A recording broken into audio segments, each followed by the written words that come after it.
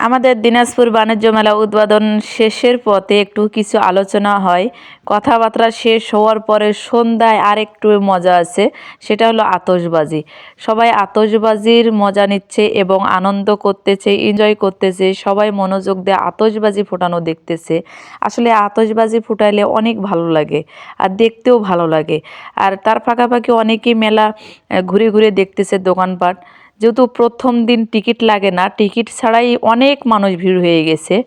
জানি না টিকিট কত করে লাগাবে, টিকিট কত করে লাগাচ্ছে অবশ্যই আমি সেটাও ভিডিওতে নিয়ে আসব, অবশ্যই জানতে পারবেন। কিন্তু টিকিট ছাড়া তো প্রথম দিন এত মানুষ হয়ে গেছে আর আতশবাজি ফোটানো দেখতেছে সবাই মনোযোগ দিয়ে। আমার ছেলেও এই যে ক্যামেরা এখন ভিডিও করবে কিনা সেটা চিন্তা ভাবনা করতেছে, না ভিডিও করতেছে, ভালোই লাগতেছে। আমি আর কি সবার লাস্টে চলে আসছি, মানে দোকানের ভিতরে কিছু কেনাকাটা করতেছিলাম, এই কারণে একটু আস্তে আস্তে লেট হয়ে গেছে। আতশবাজি ফোটানোও শেষ হয়ে যাচ্ছে, এত সুন্দর করে আতশবাজিগুলো ফুটাচ্ছিল, অনেক ভালো লাগতেছিল। আর সামনে যে ঘরটা দেখতেছেন এটা একটা কাঠের ঘর, অবশ্যই এই কাঠের ঘরেরও ভিডিও আপনারা পাবেন।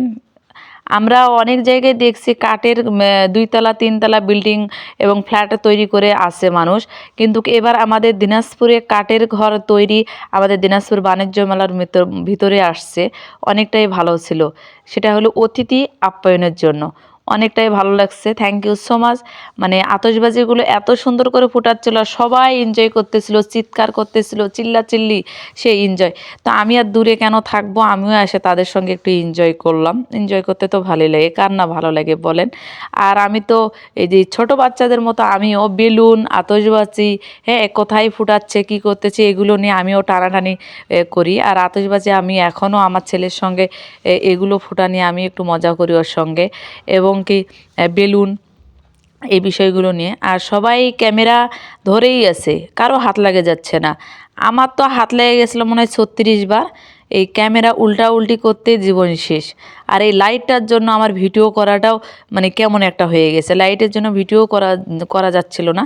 আর সামনে একটা মানে উপরে মানে ড্রোন আর কি উঠতেছিল, মানে সেটাও দেখতেছিলাম।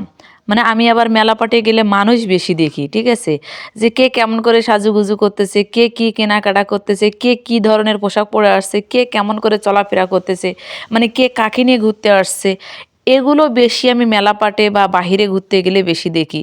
ঠিক আছে, কি করব বলেন, আমি একটা কালা মানুষ, হ্যাঁ ধলা হবার চাইলে তো আর হবে না, এই জন্য। তো যাই হোক, আতশবাজি ফোটানো ভিডিওটা একটু হলেও আমি রাত্রের দৃশ্যটা নিতে চাচ্ছিলাম পুরো মেলার, কিন্তু মানে নিতে পারিনি, মানে এত মানুষের ভিড়, মানে পা পাড়ানোই যায় না, পা পাড়াতে যায় না। তারপরও আমি ভিডিও করতে যেয়ে একটা আপুর সঙ্গে ধাক্কা লাগে, আপুটার ফোন পড়ে গেছিলো। আমিও তো ভয় পেয়ে গেছিলাম যে ফোনের কোনো ক্ষতি হলো নাকি, আবার জরিমানা আমাকেই দিতে হচ্ছে নাকি। তো না, ফোনের কোনো কিছু ক্ষতি হয় নাই।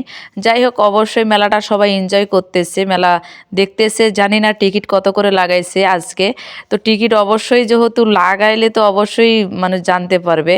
কিউট কিউট আপুরা কত সুন্দর সুন্দর করে আসে আতশবাজি দেখতেছে, কিউট ভাইয়ারা, কিউট ভাবিরা, কিউট কাকিরা, কিউট খালাম্মারা সবাই আসছে, ছোট থেকে শুরু করে আর কি বয়স পর্যন্ত, বয়স্কদের জন্য সবার জন্য উন্মুক্ত মেলাটা। আর আমি তো মেলাতে গেলে কখনো কোনো রাইডে উঠি না, শুধু একটা রাইডে উঠি, সেটা হয়তো দেখতে পাবেন। আর বাকিগুলোতে উঠবো না, তার কারণ উঠতে পারি না, আমার এই কলিজাটা এতটুকু ধুম করে পড়ে যায়, আমি ভয় করি প্রচুর, এই জন্য পারি না। এই জন্য অনেক সুন্দর সুন্দর জায়গায় আমার যাওয়াও হয় না, বুঝতেছেন না। তো যাই হোক, আপনাদের কাছে ভিডিওটা কেমন লাগছে অবশ্যই একটু জানাবেন। আর আতশবাজি আপনারা কে কে পছন্দ করেন সেটাও একটু জানাবেন। আর বুঝতেই পারতেছেন রাত্রে ভিডিও করলে একটু ঘোলা ঘোলা হবে, ক্লিয়ার আসবে না, আর অনেক রকম একটা সমস্যার মধ্যে, আর গুছিয়ে তো কথা বলতে পারি না, বাহিরের কোনো আওয়াজ আমার নেয় না।